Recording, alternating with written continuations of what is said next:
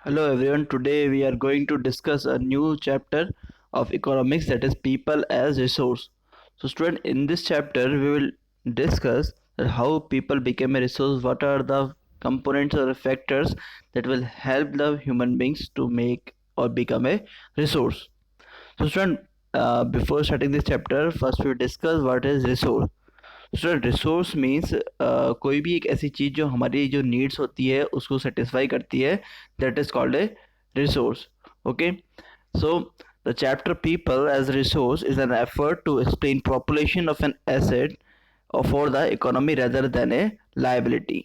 Sir तो यहाँ पर हम एक कॉन्सेप्ट समझेंगे, डेमोग्राफिक डिविडेंड क्या होता है.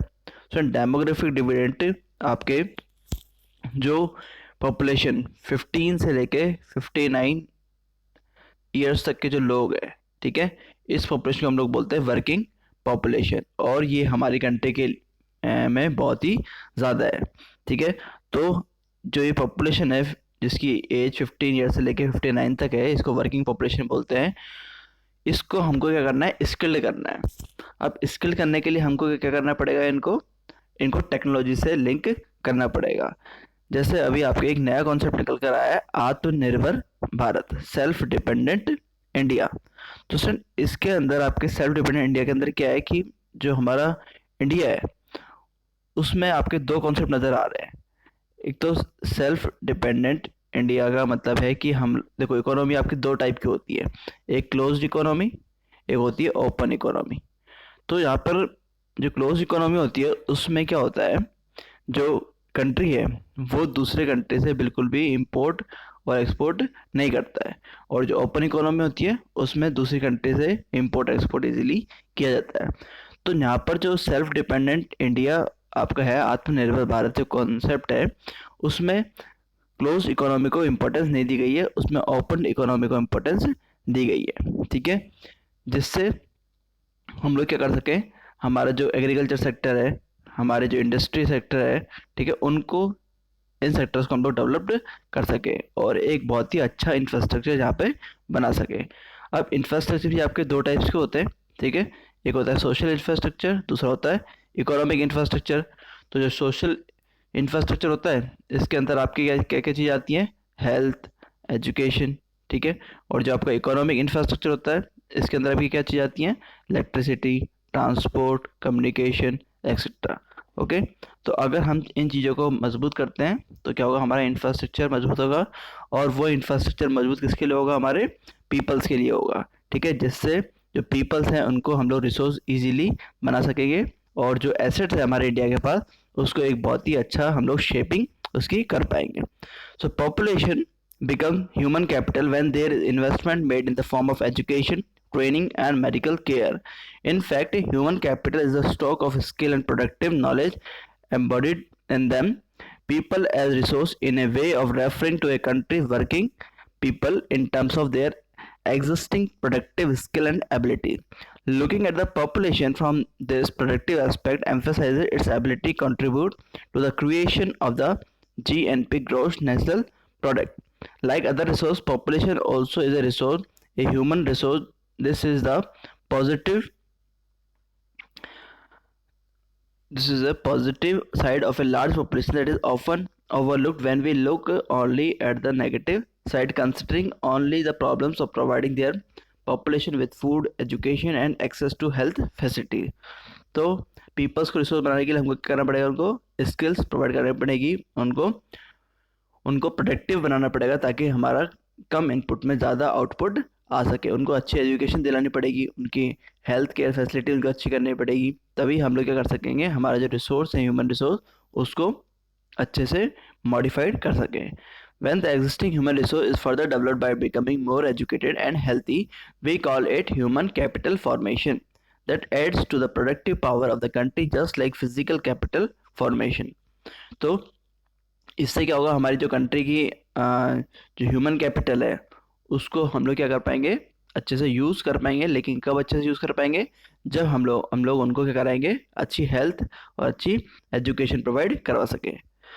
So student, investment in human capital through education, training, medical care yield a return just like investment in physical capital. Student, एक बहुत ही अच्छे साइंटिस्ट ने कहा है कि हमारे जो एजुकेशन है आपको उसमें ज़्यादा से ज़्यादा इन्वेस्टमेंट करना चाहिए, क्योंकि ये एक ऐसा एरिया है जहाँ पर आपके जो रिटर्न है मिलता है, हमको जो प्रॉफिट मिलता है वो सबसे ज़्यादा देखने को मिलता है। और जैसे अगर आप लोग अभी अच्छे स्कूल्स में पढ़ते हैं, अच्छे कॉलेजेस में पासिंग आउट करते हैं, तो इसका बेनिफिट आपको क्या मिलेगा, लॉन्ग टर्म पे मिलेगा। आपको अच्छी जॉब्स मिलेगी, अच्छे एरियाज पे आपको वर्क करने को मिलेगा। तो एजुकेशन आपके एक बेस्ट सेक्टर है जहाँ पे आप लोग अच्छा इन्वेस्ट करके ज़्यादा रिटर्न ले सकते हैं। This can be seen directly in the form of higher incomes earned because of higher productivity of the more educated or the better trained person, as well as the higher productivity productivity of healthy care people.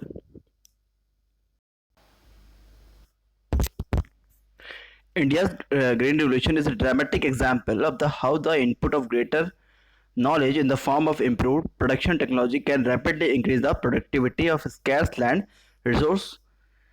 India's IT is a striking instance of how the importance of human capital has come to acquire a higher position than that of material, plant and machinery.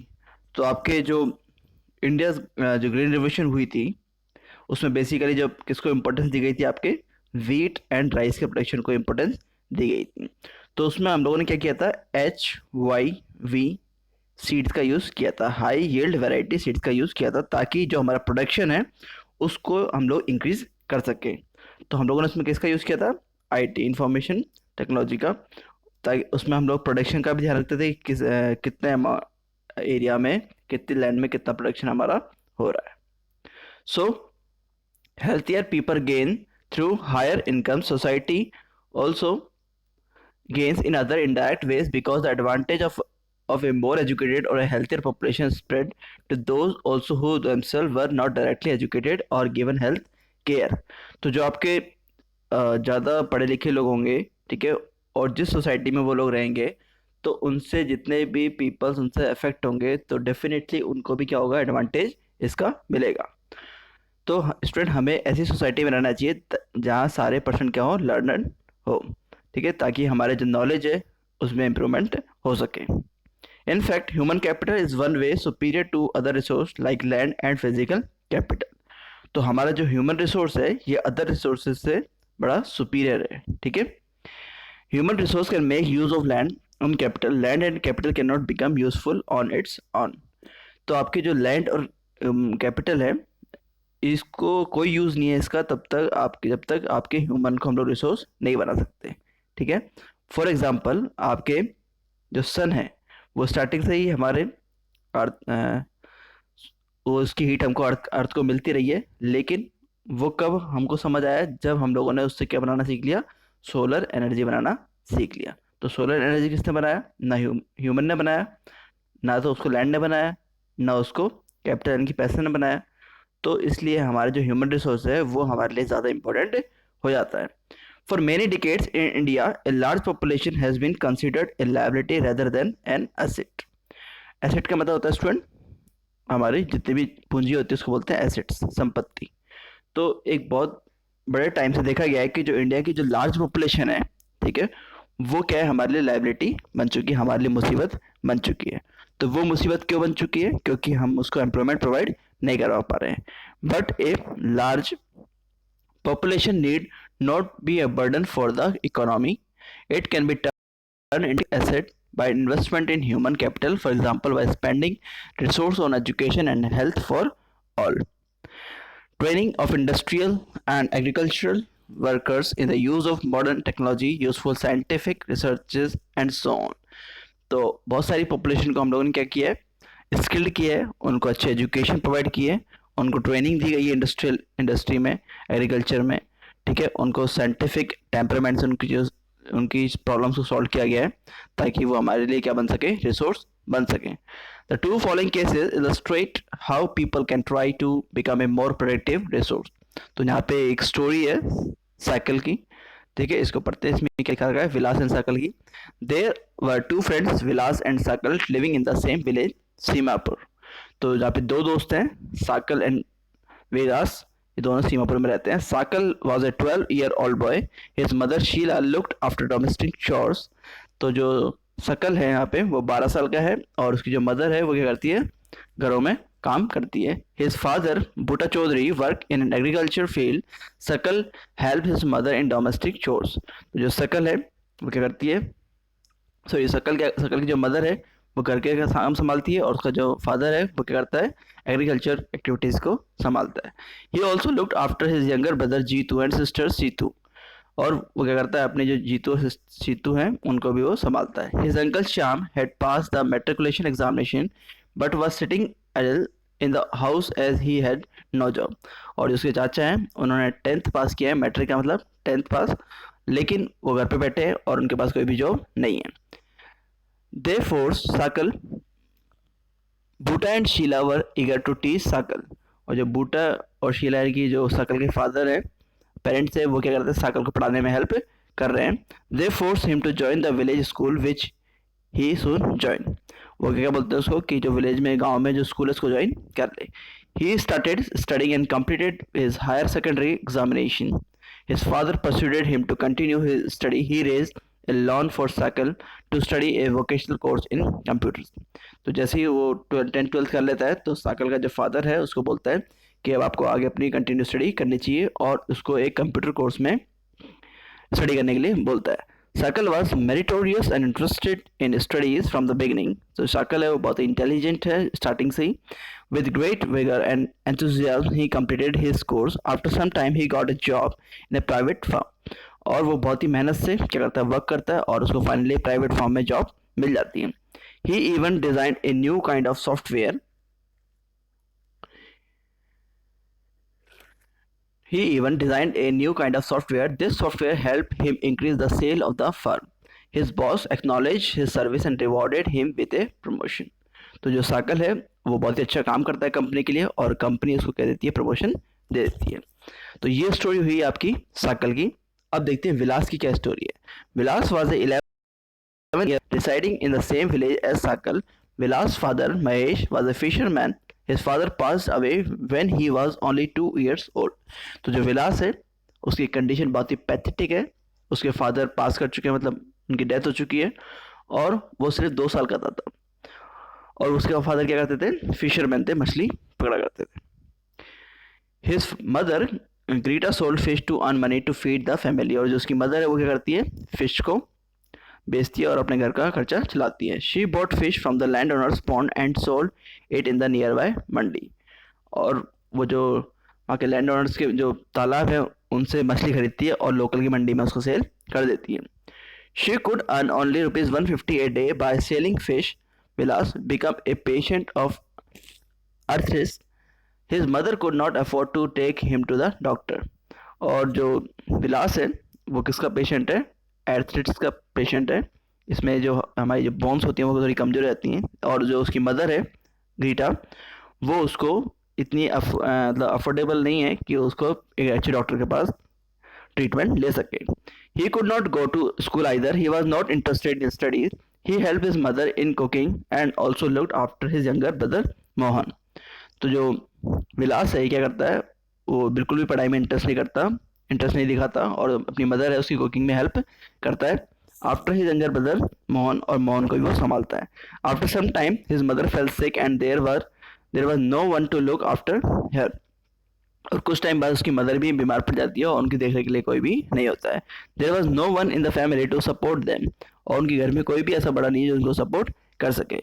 Vilas to was forced to sell fish in the same village. He like his mother earned only a meager income. और विलास भी क्या करना शुरू कर देता है, अपने जो मदर जो काम करती थी वही काम करना शुरू कर देता है, फिश को सेल करना शुरू कर देता है। So student, in the 2 case study we saw Sakal went to school and Vilas did not go. तो इसमें आप लोगों ने देखा जो साकल है वो स्कूल जाता है और विलास स्कूल नहीं जाता है। Sakal was physically strong and healthy. There was no need for him to visit the doctor frequently. Vilas was a patient of arthritis. तो जो विलास है वो किसका पेशेंट है, एर्थराइटिस का पेशेंट है। और जो साइकिल है वो एक क्या है, बहुत ही फिजिकली मेंटली एक हेल्थी पर्सन है और उसको कभी भी या बहुत कम डॉक्टर के पास जाने की ज़रूरत पड़ती है। He lacked the means to visit the doctor. Saikal acquired a degree in computer programming. Saikal found a job in private firm while Vilas continued with the same work as his mother. He earned a meager income like his mother to support a family. और जो विलास है वो आ, वही काम करता है जो उसकी मदर काम करती थी, फिशेस को सेल करता है। और जो साइकिल है उसको एक कंप्यूटर प्रोग्रामिंग में जॉब मिल गई, ठीक है, उसने डिग्री मिली और उसने एक अच्छी जॉब ले ली। In the case of Sakal several years of education added to the quality of labour, this enhance his total productivity. Total productivity adds to the growth of the economy. तो जो साइकिल है उसने एक लंबा टाइम दिया education में, और उससे क्या हुआ, उसकी जो लेबर है, दोनों ही देखो स्टूडेंट काम कर रहे हैं साकल और विलास, लेकिन उनकी जो लेबर है उसकी क्वालिटी में कितना डिफरेंस है।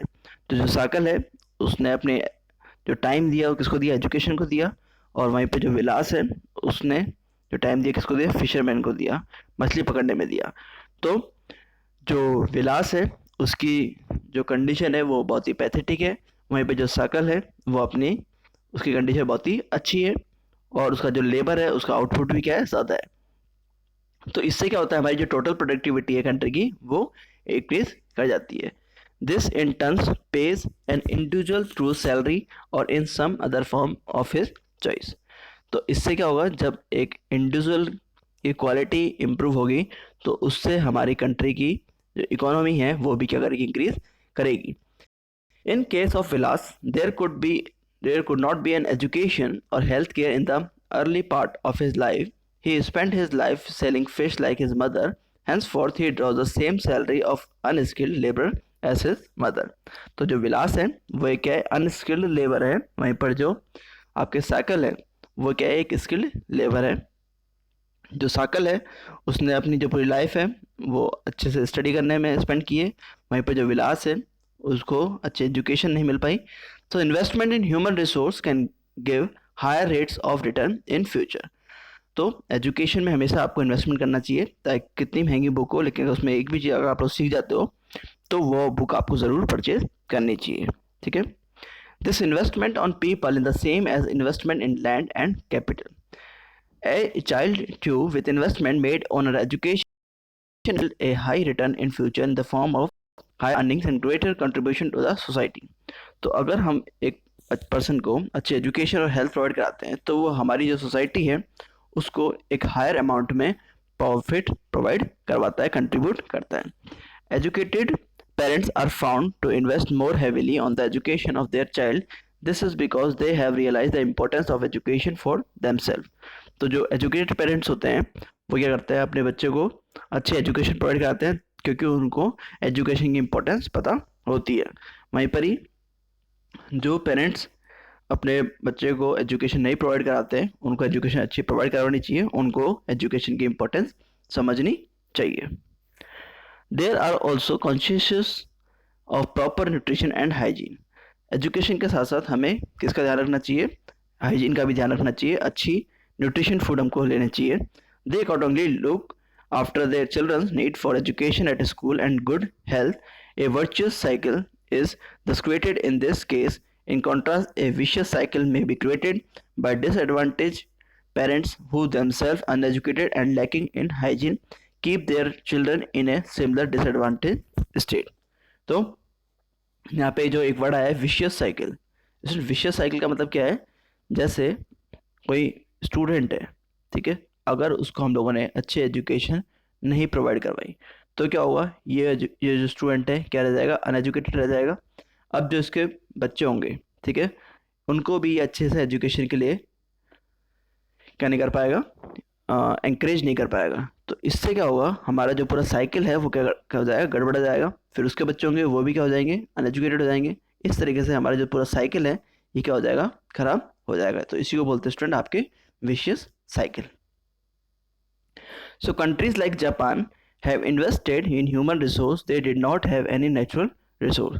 तो जो आपके जापान जैसी कंट्री है उन्होंने हमेशा ही ह्यूमन रिसोर्स को इम्पोर्टेंस दी है क्योंकि उनके पास नेचुरल रिसोर्स नहीं है। तो स्टूडेंट आपको पता है कि जो जापान है उसके नागासाका और हिरोशिमा पर आपकी जो अमेरिका है उसने अटैक कर दिया था, और उसके बाद वहाँ की जो कंडीशंस थी, जोग्राफिकल कंडीशंस थी, वो बहुत ही एडवर्स हो चुकी थी, ठीक है।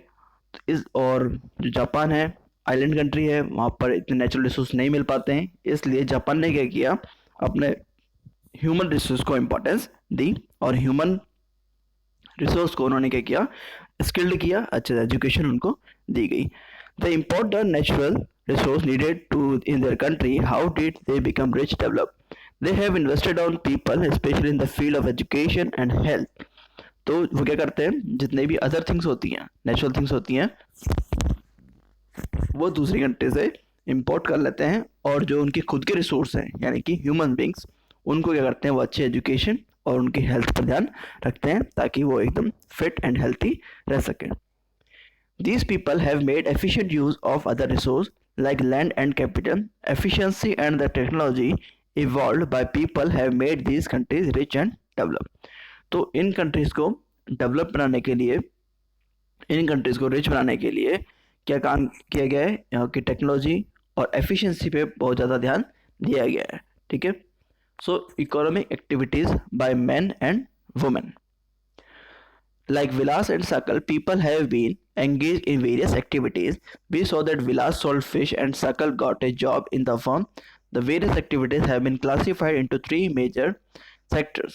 तो आपको पता है, ये हम लोगों ने 8th क्लास में ही पढ़ा था कि हमारी मेजर इकोनॉमिक एक्टिविटीज़ होती हैं, वो कितनी होती हैं, 3 टाइप्स की होती है.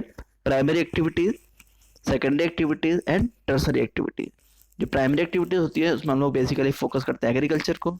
सेकेंडरी एक्टिविटी होती है उसमें हम लोग बेसिकली फोकस करते हैं इंडस्ट्रियल मैन्युफैक्चरिंग को. और टर्सरी एक्टिविटीज़ में हम लोग क्या करते हैं, सर्विसेज प्रोवाइड कराते हैं आपके इंडस्ट्रियल सेक्टर को एंड एग्रीकल्चर सेक्टर को. तो ये आपके 3 मेजर एक्टिविटीज़ होती हैं. तो primary sector includes forestry, agriculture, animal husbandry, fishing, poultry, farming, mining and quarrying. Manufacturing is included in the secondary sector. Trade, transport, communication, banking, education, health, tourism, services, insurance, etc. are included in the tertiary activity. The activities in this sector result in the production of goods and services. These activities add value to the national income. These activities are called economic activity. तो जो हमारी ये तीनों activities हैं, primary, secondary and tertiary, इनका जो output आता है, इनसे जो प्रोडक्शन होता है, उसी से हमारी क्या बनती है, जीडीपी बनती है, ग्रॉस डोमेस्टिक प्रोडक्शन. और वही हमारे केस में इंक्लूड होता है, नेशनल इनकम में इंक्लूड होता है. सो these activities are called economic activities. Economic activities have two parts: market activities and non-market activities. Market activities involve remuneration to anyone who perform, that is activity performed for pay or profit. जो market activities होती हैं उसमें हम लोग क्या करते हैं, पे करते हैं और प्रॉफिट लॉस को देखते हैं. This include production of goods और सर्विसेज. और इसमें हम लोग क्या करते हैं, प्रोडक्शन करते हैं किसका, गुड्स का, इनके सामान का और सर्विसेज का, including government services also. Non market activities are the production for self consumption. These can be consumption and processing of primary product and on account production of fixed asset. ठीक है. Due to historical and cultural reason, these is division of labor between men and women in the family. Women generally look after domestic chores and men work in the field. तो जिस तरीके से हमारे history में बताया गया है, देखा जाता है कि जो मेन है वो क्या करते हैं, बाहर के काम करते हैं, और जो वुमेन है वो हमारी चार दीवारी के अंदर काम करती है. सो साकल्स mother Sheila's cook food, clean utensils, washes clothes, cleans the house and looks after their children. Sakal's father Bhutta cultivate the field, sell the produce in the market and earns money for the family. तो यहाँ पे अभी हम लोगों ने जो story देखी थी साकल और विलास की, जिसमें जो साकल के जो फादर हैं, मदर क्या करते हैं, फादर तो आपके एग्रीकल्चर फील्ड में वर्क करते हैं और जो मदर है वो अपने हाउस होल्ड में खुद के घर के काम करती है. और वहीं पे जो विलास है उसकी मदर क्या करती है, फिश को सेल करती है. Sheela is not paid for the services delivered for upbringing of the family. अब इसमें जो शीला है, जो साकल की मदर है, उसको जो घर के हाउस होल्ड काम करती है खुद के, उसके लिए उसको कोई सैलरी नहीं मिलती है. बूटा अर्न्स मनी, और जो बूटा है वो अपने एग्रीकल्चर एक्टिविटी से करता है, पैसा कमाता है, which he spends on rearing his family. Women are not paid for the services delivered in the family. The household work done by women is not recognized in the national income. तो सुन, आपके जो हम लोग घर में जो काम करते हैं वो हमारे नेशनल इनकम के अंदर इंक्लूड नहीं किया जाता, क्योंकि उससे मतलब हमारे घर में ही उन प्रॉफिट मिल रहा है, उससे कोई प्रोडक्शन नहीं निकल कर आ रहा है. Geeta, mother of Vilas, earn on income by selling fish. Thus women are paid for their work when they enter the labor market. Their earning, like that of their male counterpart, is determined on the basis of education and skill. Education help individual to make better use of the economic opportunity available before him. Education and skill are the major detriments of the earning of any individual in the market. तो जहाँ पे जो विलास है उसकी mother क्या करती है, fish को सेल करती है और उससे अपना क्या करती है, वो घर का जीवन यापन करती है. तो एजुकेशन और स्किल आपके दो इम्पोर्टेंट फैक्टर हैं जिससे हम लोग क्या कर सकते हैं, एक पर्सन को उसका ह्यूमन रिसोर्स बना सकते हैं. Women are paid low compared to men. Most women work where job security is not there. Various activities relating to legal protection is meager. Employment in this sector is characterized by irregular and low income. In this sector, there is an absence of basic facilities like maternity leave. तो जो आपके private sectors होते हैं उनमें आपके maternity leave जैसी facility नहीं होती, वहीं पे आपके जो गवर्नमेंट सेक्टर होते हैं वहाँ पर ये फैसिलिटीज़ आपको मिलती हैं, जैसे maternity leave, child care and other security system. However, women with high education and skill formation are paid at par with the men. Among the organized sector, teaching and medicine attract them the most.